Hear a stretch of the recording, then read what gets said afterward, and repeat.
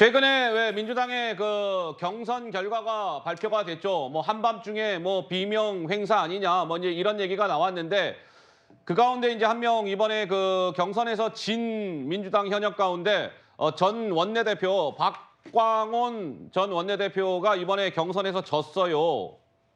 근데 그 상대는 누구였느냐?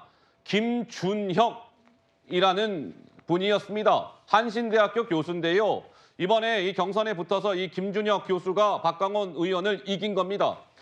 근데 박광온 전 원내대표 같은 경우는 하위 20%에 들었다. 이래가지고 20% 감점을 받은 상태에서 경선이 치러졌는데 결국은 김준혁 후보에게 박광온 의원이 진 거죠. 근데 어떻게 졌나 봤더니 소수점 차이로 졌답니다. 소수점 차이. 소위 이럴 때 깻잎 한 장 차이다. 뭐 이제 우리가 이런 얘기를 하는데요. 그런데요. 이 박광원 의원에게 경선에서 승리를 거둔 김준혁 후보가 과거에 했던 이 발언이 약간의 좀 논란이 일고 있습니다. 왜? 이재명 민주당 대표를 정조대왕과 동일시했습니다. 이렇게요. 들어보시죠. 이재명 또 정조 두 분 모두 다 개혁가 아니겠습니까? 이재명이라고 하는 개혁가와 정조라고 하는 개혁가가 만나면 어땠을까? 뭐 이제 이런 생각도 해봤고요. 백성들과 엄청난 소통을 합니다. 이재명 후보가 사실 굉장히 뛰어난 소통의 리더입니다. 성남시장 시절에도 시장실을 개방을 했잖아요. 그죠? 아이들 와서 막 이야기도 하고 이 이야기를 들으면서 성장을 해온 사람이 이재명이고 생가 자리 지금 완전히 다 쓰러져 가는 집이고 지금 이제 집이 없어 비닐하우스 검은색 비닐하우스가 있거든요. 네. 근데 그 비닐하우스 앞에 200년 넘은 큰 소나무가 있었어요. 그 소나무의 기운이 이재명한테 간 게 아닌가. 김준혁 후보 이번에 박광원 의원을 상대로 경선에서 이기게 된 이 김준혁 후보인데 뭐 책도 썼습니다. 2021년 8월에 뭐 책도 썼는데 뭐 이렇게 적혀져 있어요. 억강부약 다시 세상에 등장했습니다. 환희의 눈물을 흘리지 않을 수가 없습니다. 이재명 대표와 이 정조의 공통점은요 하면서 고통스러웠던 어린 시절 그리고 가족 간의 불화 그리고 포용 이것이 이재명 대표와 정조대왕의 공통점 아니겠습니까? 이렇게 김준혁 후보가 책에 적었습니다. 우리 송영훈 변호사는 무슨 생각이 드십니까?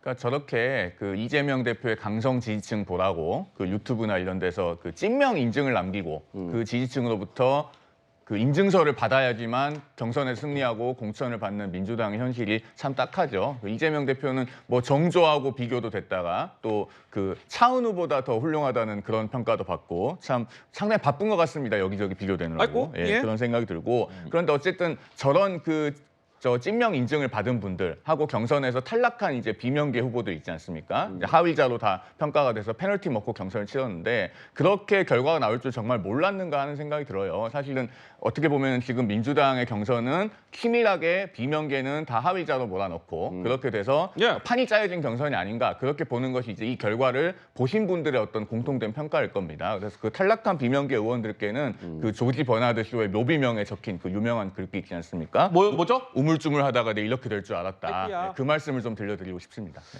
어떻습니까? 우리 우리 소장님께서는 민주당의 싱크탱크 민주연구원 부원장도 역임을 하셨던 분이시고 한데 어쨌든 이 김준혁 후보가 박광원 의원을 상대로 어쨌든 이건 절차에 따라서 이긴 것이기 때문에 그 자체를 뭐라고 할 수는 없죠. 뭐 규정에 따라서 경선에 붙여졌고 거기에서 김준혁 후보가 뭐 이긴 거니까 그 자체를 가지고 뭐라고 할 수는 없으나 어쨌든 이번에 뭐 이 정조대왕과 이재명 대표를 동일시하는 발언이라든지 유튜브 발언이라든지 이런 걸 들으시면서 우리 최 전 부원장께서는 무슨 생각이 드십니까?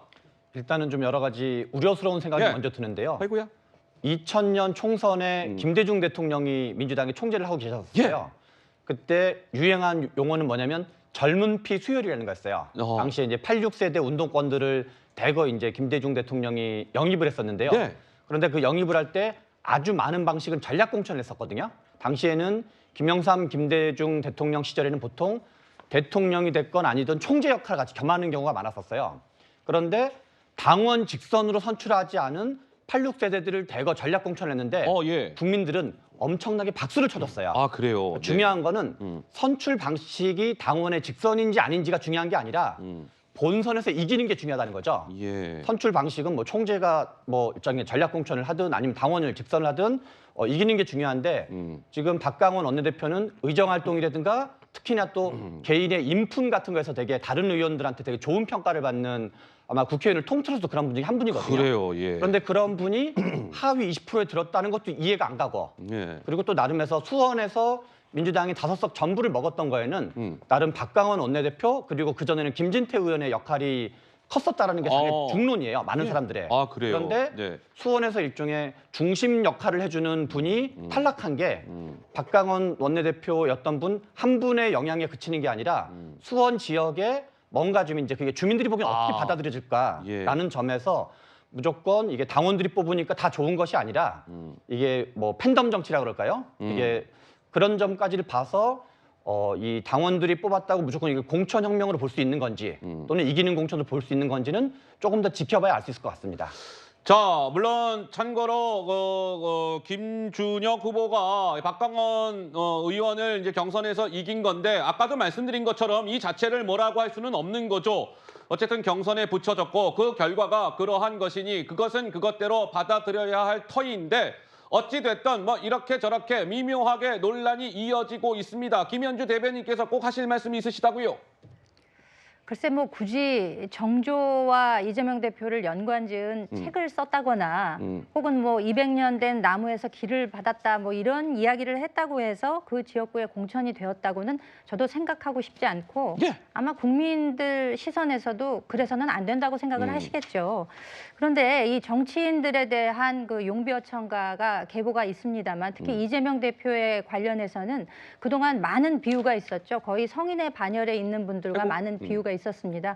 성웅 이순신과도 비교가 됐었고 그리고 추미애 전 대표 같은 경우에는 그 마하트마 간디에 비교하기도 했었거든요. 간디, 예. 정조에도 비교되고 뭐 최근에 그 안기령 대변인의 경우에는 차은우보다 아이고야. 잘생겼다라는 예. 이제 이야기를 했었는데 이와 같이 이런 그 비유를 하는 것이 과연 정치인에게 약이 될 것이냐 독이 될 것이냐 이걸 저는 생각해 볼 필요가 있다고 느껴지는데요. 예?